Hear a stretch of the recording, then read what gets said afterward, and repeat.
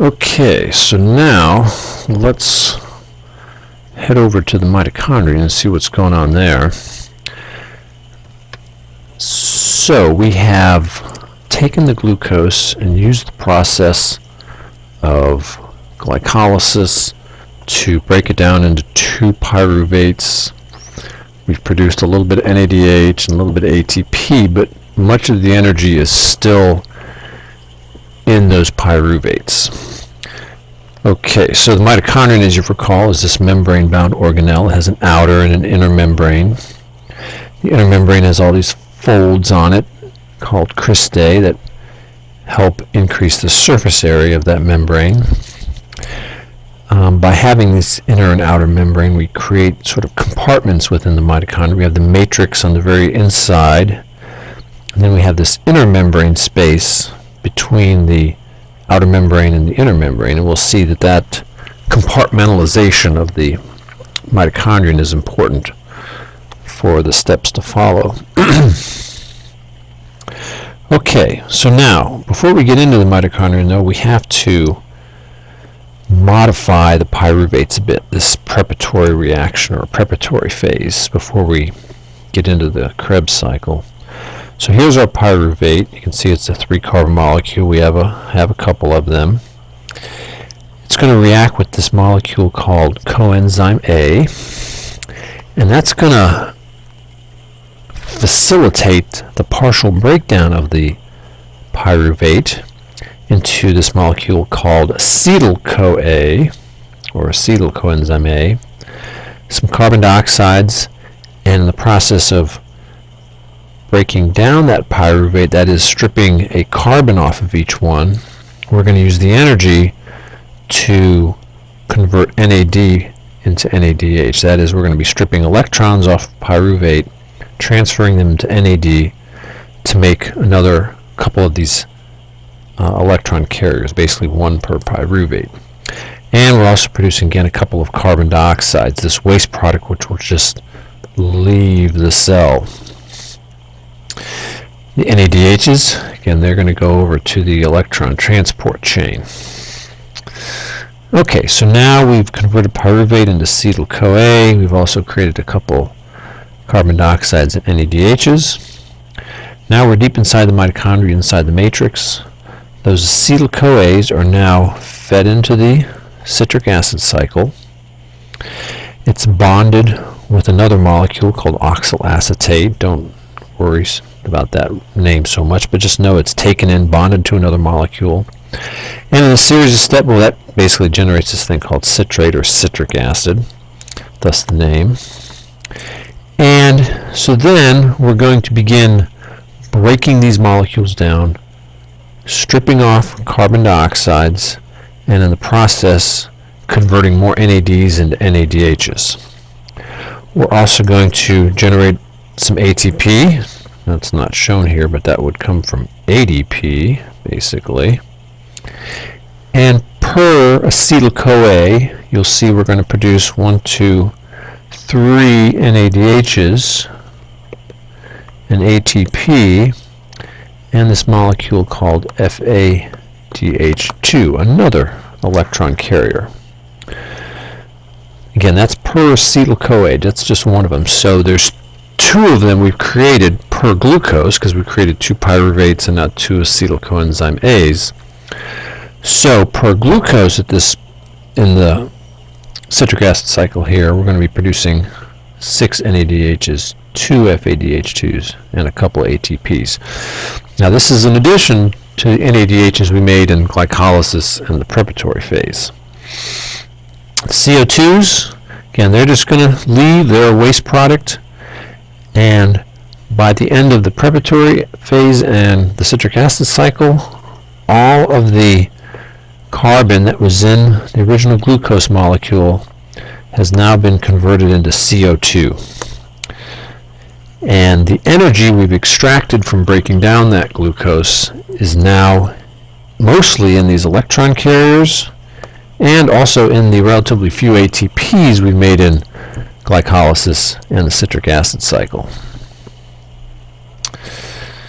Okay, so now here's where we're going to really have the payoff of all that energy that was in the glucose. That's in the electron transport chain. Remember, we're taking all these electron carriers we make in the earlier steps, and they are going to be used in the electron transport chain, which is a series of molecules embedded on that inner thylakoid membrane.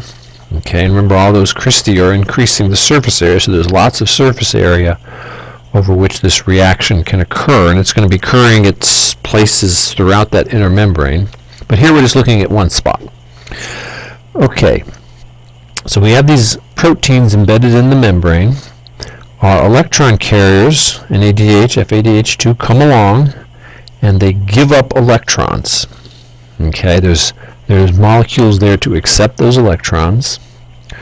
The electrons are passed along, and don't worry about these names, and the energy in them is used to do something we saw in photosynthesis. That is, they're used to pump hydrogen ions across the membrane into that inner membrane space, from the matrix here to the inner membrane space.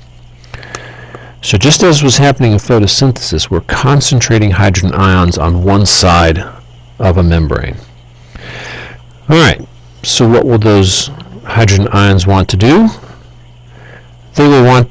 They've been concentrated over here, so they would like to diffuse where there's fewer of them. They can't cross the membrane, but they can come through our good friend here, ATP synthase.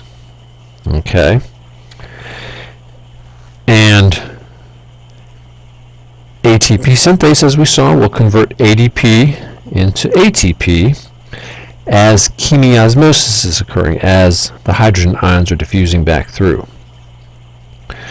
Then the ATP that's made is transported out of the mitochondria and is going to be used somewhere in that cell to do some kind of work. Alright, one more thing here though. Now we've had these electrons, we've passed them along, we're using the energy to pump the hydrogen ions across the membrane. Well, what happens to those electrons? They just can't disappear on us. Well, this is where oxygen finally comes into the picture. Oxygen is the final electron acceptor in this whole process, and without it, the process grinds to a halt. So oxygen comes along that we breathe in. It is in our cells because it's transported by the circulatory system.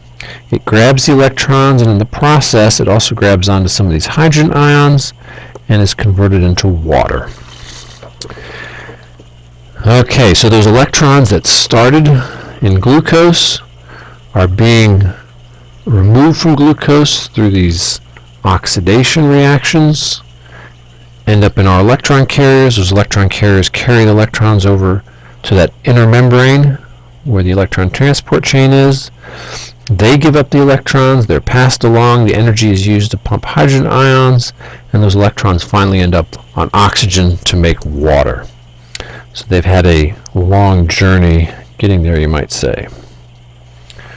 Here is sort of the big picture again, the overall balance sheet. You can see up at glycolysis we make some ATPs, some NADHs, and there's our pyruvate again. Most of the energy is still in the pyruvates.